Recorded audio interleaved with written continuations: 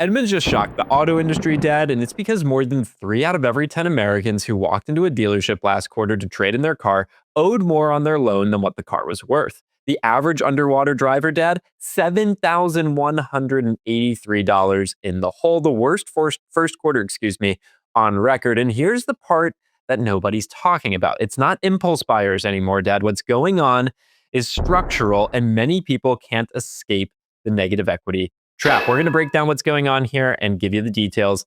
It is crazy what's going on with the negative equity situation today. Oh, absolutely. And I love the term you used, underwater. Obviously, when you buy your car, scuba lessons should be part of the deal because you're going to be spending, I don't know, the first 3.5, 4, 5 years underwater. So Edmunds just dropped their Q1 2026 trade-in data this week, and it confirms what we've been seeing build over the past couple of years.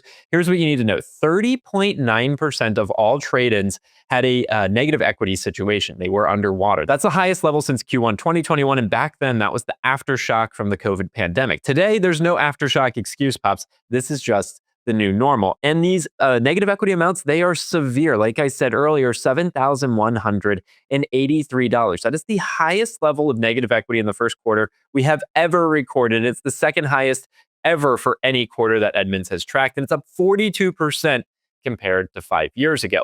And then here's the deal, Dad. One of the most interesting things, the average age of the vehicle being traded in that has negative equity is 4.3 years. So it's the highest on record. People are holding on to their cars longer, which is when you would usually get an equity situation. You'd paid off enough of the loan to be in a positive equity situation, but they're not. They're obviously underwater, and the math, it just isn't mathing. Well, you can't extend loan terms like we have. You can't have average transaction prices approaching $50,000 and extend loan terms from 60 months to 72 to 84 and sometimes beyond, and then expect to be able to trade out of that vehicle in 4.3 years when you still have 3 years worth of payments left. That doesn't work. You're right. The math doesn't math. The people that enter into these extended loan terms need to understand that and accept the fact they have to drive the vehicles a little bit longer than what they would like. Out of new loans involving negative equity on the trade-in, 90.2% are 72 months or longer. 43% are 84 months of longer. That means almost half of those buyers are signing 7-year car notes or longer. And the average loan term for someone that has negative equity is 77.4 months. That's 7 months longer than the market average. So yeah, to your point, one of the big problems here are extended loan terms that are just burying people in negative equity. When I remember when I was still very active in the business, and when people signed up for 72-month notes, we began to realize that those folks would have to stay in the vehicles for 60 to 64 months before they would be at a break-even or slightly positive equity position. So if the average is 77 months today, well, we're looking at people having to stay into those loans for what, 68, 69 months before they might be at a break-even point, and people are trying to get out at 42 months. Yeah. You can see where the math isn't going to math.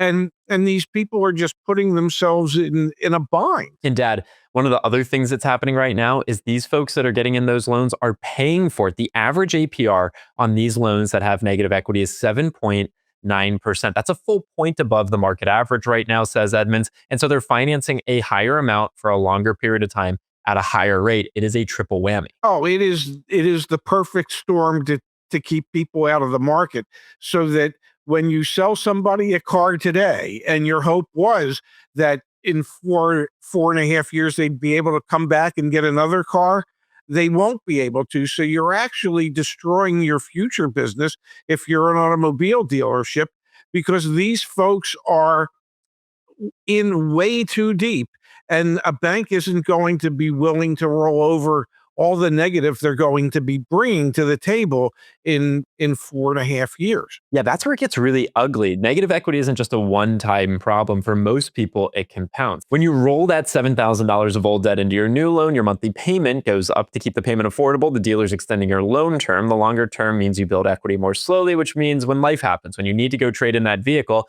you're underwater all over again, and that's the trap. Now, here are the numbers, Dad. Buyers rolling negative equity into their new loan are financing almost $56,000 on average. That's $12,000 more than the typical car shopper, and their monthly payment is almost $1,000. It's $932.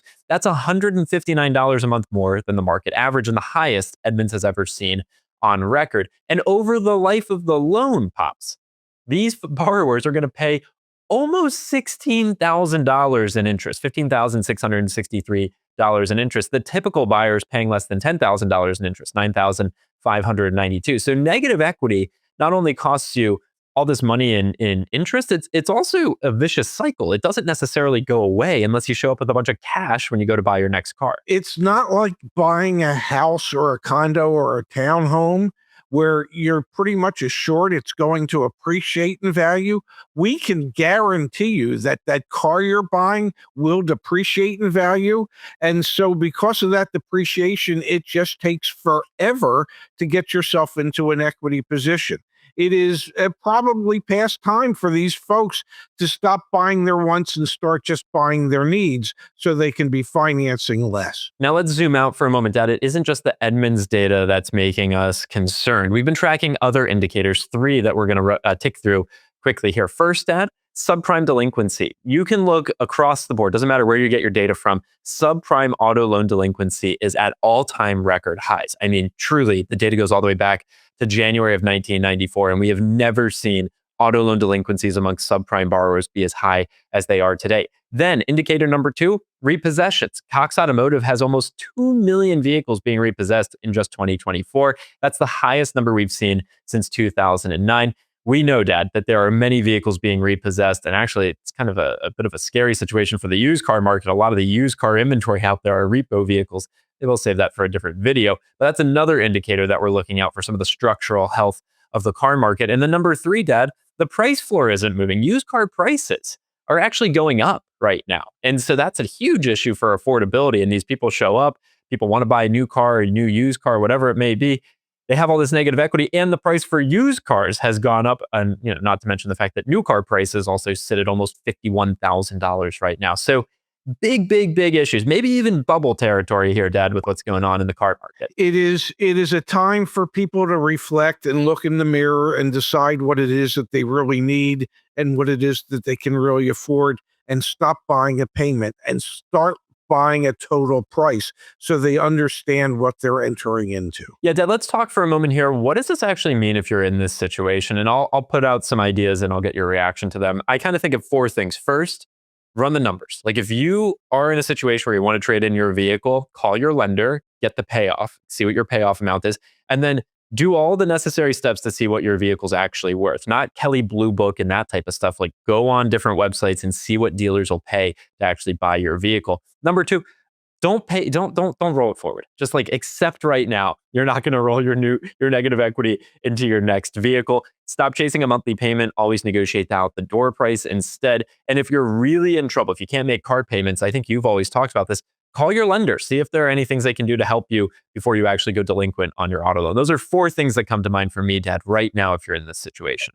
And those are the four keys, and people really need to hone in on this. They really do. And especially if you're having difficulty with your car payment, trust me, your lender doesn't want to be in the car business. They want to be in the loan business. And more than likely, they will work with you so that everybody can avoid that repossession.